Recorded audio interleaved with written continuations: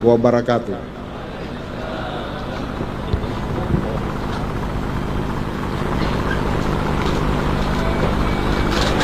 Terima kasih kami sampaikan kepada beliau. Semoga beliau senantiasa diberi kekuatan oleh Allah untuk mengemban amanah. Amin ya rabbal alamin. Acara berikutnya adalah pembacaan qiraatul Quran yang akan disampaikan oleh Guru Mahmud dari Banjar. Kepada beliau kami persilakan.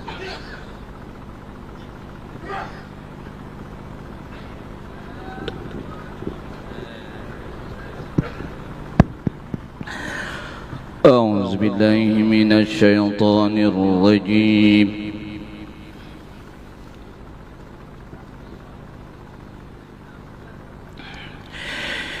بسم الله الرحمن الرحيم.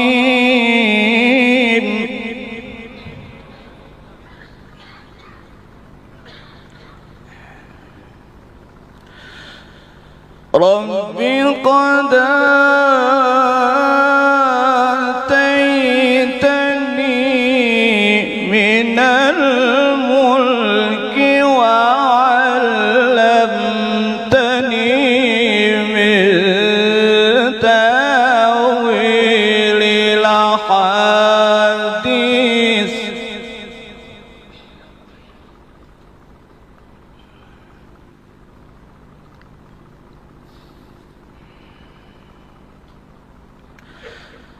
رب قد آتيتني من الملك وعلمتني من تأويل الأحاديث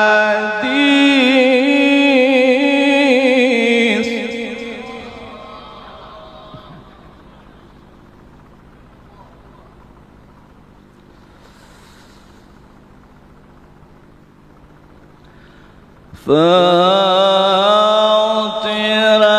السماوات والأرض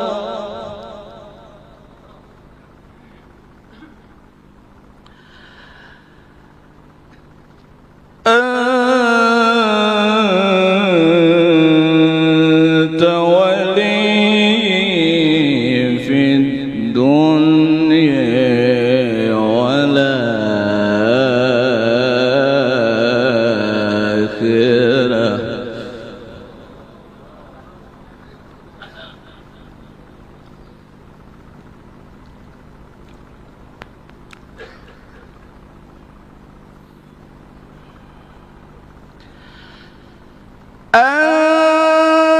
أنت ولي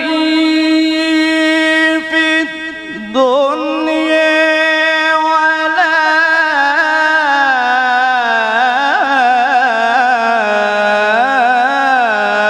والآخرة توفني مسلما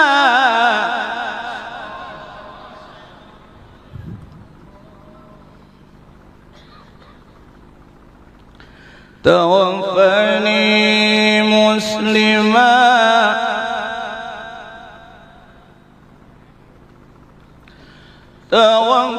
توفني مسلما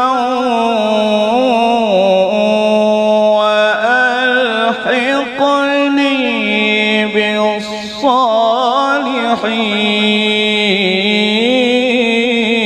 بالصالحين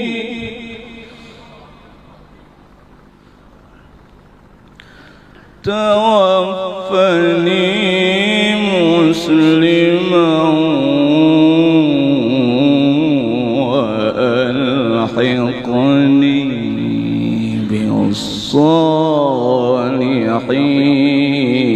بالصالحين أنت ولي في الدنيا ولا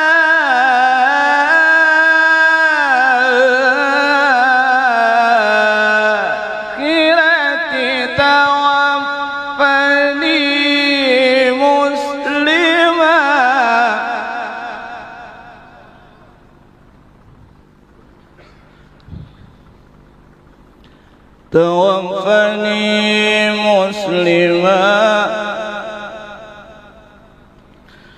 توفني مسلما وألحقني بالصالحين.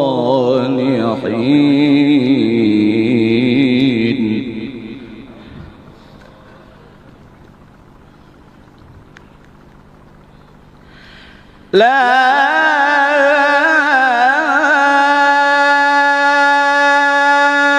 إله إلا الله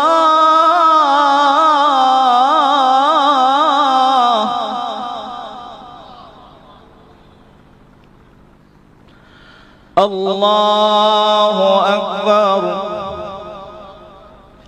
ولله الحمد.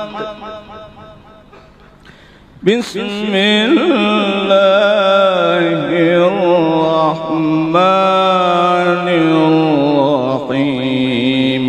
أنت ولي في الدنيا والآخرة.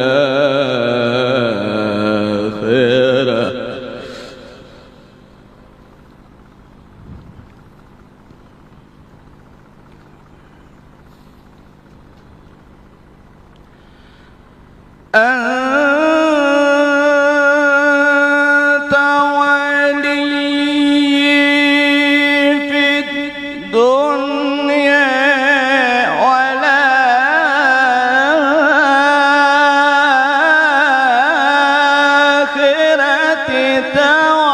توفني مسلما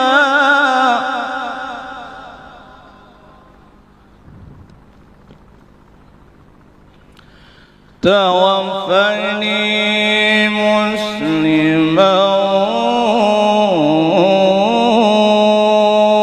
وألحقني بالصالحين. توفني مسلما وألحقني بالصالحين.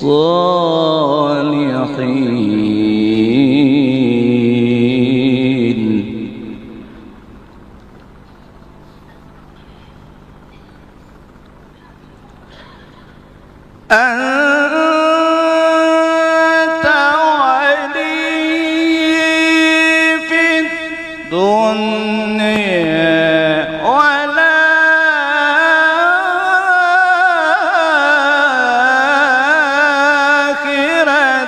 توفني مسلما وألحقني بالصالحين. توفني مسلما وألحقني بالصالحين.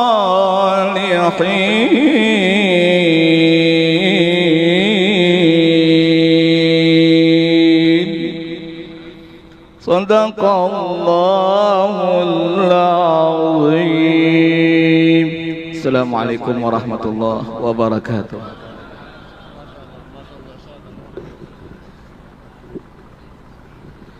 Jazakallah khair katsira. Sadaqallahu ta'ala al-azim wa sadaqa wa ballagha rasuluna bil karim wa ala Muhammadin minna minkum afdhalus shalah wa azka tahiyya wa taslim. Acara berikutnya adalah pembacaan manaqib daripada sahibul khol yang akan disampaikan oleh putra beliau Ustadz Fulayhun. Kepada beliau kami persilahkan.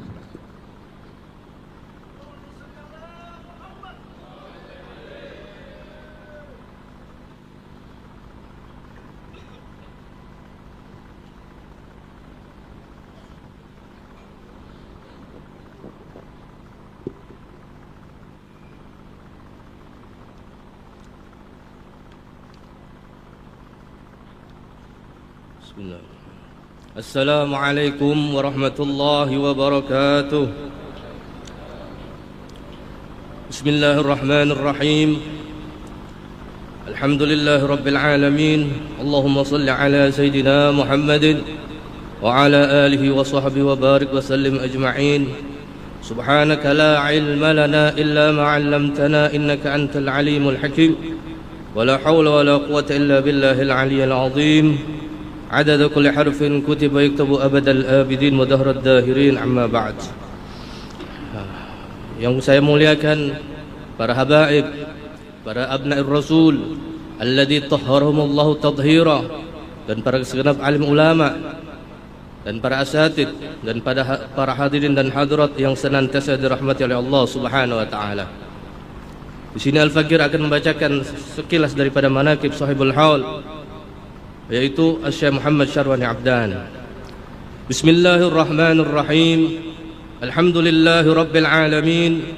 Wassalatu wassalamu ala asrafil mursalin Sayyidina wa habibina Rasulillahi Muhammad bin Abdillah wa ala alihi wa ala ashabihi wa ala tabi'ina lahum min hadhihi al-ummati bi ihsanin wa bi sidqin yakin ila yaumiddin, amma ba'd. Qala Rasulullah sallallahu alaihi wasallam, udhkuru mahasina mautakum wa kufu an masawihim. Ma'asyiral hadirin rahimakumullah. Hadhihi nubdatun yasiratun min manaqib Syekh Muhammad Syarwani Abdan. Salamun 'ala al-mukhtari hawil mahasini. Salamun 'ala al-ahbab fi kulli ahyani. Salamun 'ala al-wafd al-kiram li jam'ina wa man yantami hubban ila Syekh Syarwani. Salam sejahtera semoga tercurah keharibaan baginda Rasulullah sallallahu alaihi wasallam beserta segenap keluarga, sahabat dan para pecinta mereka sampai hari kiamat.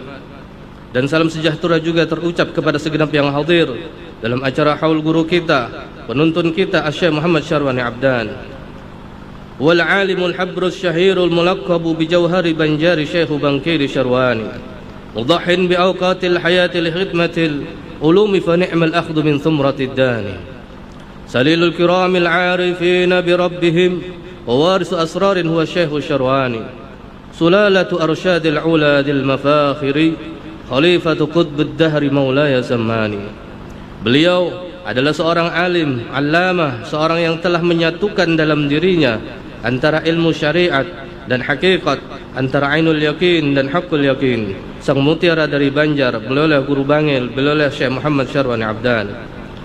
Syekh Muhammad Syarwani Abdan adalah pendiri dan pengasuh pondok pesantren Datuk Kalampian Bangil. Beliau termasuk keturunan dari seorang alim yang masyhur, yaitu Syekh Muhammad Arsyad Al-Banjari, atau yang terkenal dengan sebutan Datuk Kalampayan, yang hidup di zaman kerajaan Banjar sekitar 300 tahun yang lalu, yang mana Datuk Kalampayan ini adalah khalifah dari guru beliau Qutbuz Zaman Syekh As-Sayyid Muhammad bin Abdul Karim As-Samman Al-Madani. Syekh Muhammad Syarwani Abdan dilahirkan pada tahun 1331 Hijriah, atau yang bertepatan dengan 1913 Masehi, di kota kecil Kampung Melayu Ilir sekitar 40 km dari ibu kota provinsi Kalimantan Selatan. Beliau tumbuh, besar dan dewasa dalam perhatian yang sempurna, serta setelah mendapat pendidikan dan pemahaman tentang agama semenjak usia belia.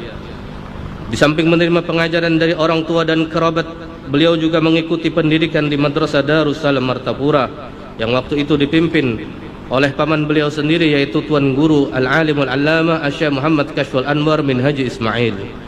Dan pada usia yang masih sangat muda, dikarenakan dorongan semangat yang kuat untuk menambah dan menimba ilmu agama, maka beliau rela untuk meninggalkan kampung halaman daerah asalnya Martapura menuju Pulau Jawa dan bermukim di kota Bangil. Selama beberapa tahun di kota Bangil, beliau sempat belajar dan berguru pada beberapa ulama di kota Bangil dan Pasuruan. Di antaranya Kiai Haji Muhdar Gondang Bangil, Kiai Haji Abu Hasan Wetan Alun Bangil, Kiai Haji Bajuri Bangil, dan Kiai Haji Ahmad Jufri Pasuruan. Rupanya keinginan kuat dan semangat belajar beliau yang tinggi ini diketahui oleh paman beliau, sehingga pada usia kurang lebih 16 tahun, beliau Muhammad Syarwani dibawa oleh pamannya Tuan Guru Syekh Muhammad Kashful Anwar berangkat ke tanah suci Makkatul Mukarramah. Bersama beliau waktu itu ikut pula saudara sepupu beliau, yakni Muhammad Sya'rani Arif.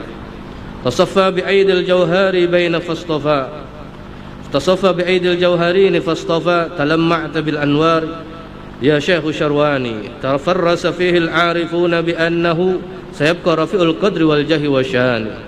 Muhammad Syarwani Abdan dan Muhammad Syarwani Arif selama di Mekah dididik dan diawasi serta dibimbing langsung oleh Tuan Guru Muhammad Kashful Anwar. Di samping itu selama di Mekah beliau berdua juga sempat belajar dan berguru kepada beberapa ulama di sana, di antaranya Syekh Muhammad Amin Qutbi, Syekh Sayyid Muhammad bin Ali Sayyid Muhammad Ali bin Husain Al-Maliki, Syekh Sayyid Alwi bin Abbas Al-Maliki, Syekh Umar Hamdan, Syekh Muhammad Arabi, Syekh Hasan Masyad, Syekh Abdullah Al-Bukhari, Syekh Saifullah Ad-Dagestani, Syekh Syafi'i Keddah, Syekh Sulaiman Ambon, Syekh Ahyad Al-Bukhari, dan lain-lain yang tidak bisa kami sebutkan satu persatu.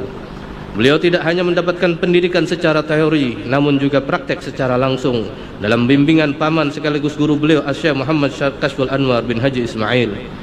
Melihat kesungguhan dan semangat dan kecerdasan kedua keponakan Tuan Guru Syekh Muhammad Kashful Anwar ini, maka guru-guru dan alim ulama di sana memberikan kasih sayang dan perhatian yang besar kepada mereka berdua, sehingga dalam waktu yang singkat pendidikan yang diberikan telah tampak hasilnya, dan mereka berdua mulai dikenal di kota Mekkah dengan julukan dua mutiara dari Banjar. Raqa fi khimal kutbi a'la maqamatin bifahmi isyaratil ma'ani wa burhani. Tawalla bitadrisil ulumi Masjidil Haram biidnil fathi Syekh Syarwani. Bahkan beliau telah mendapat kepercayaan untuk mengajar selama beberapa tahun di Masjidil Haram atas bimbingan Syekh Sayyid Muhammad Amin Qutbi. Kemudian setelah kurang lebih 10 tahun Syekh Muhammad Syarwani Abdan dan Syekh Muhammad Syarwani Arif pulang kembali ke Indonesia sekitar tahun 1941 Masehi.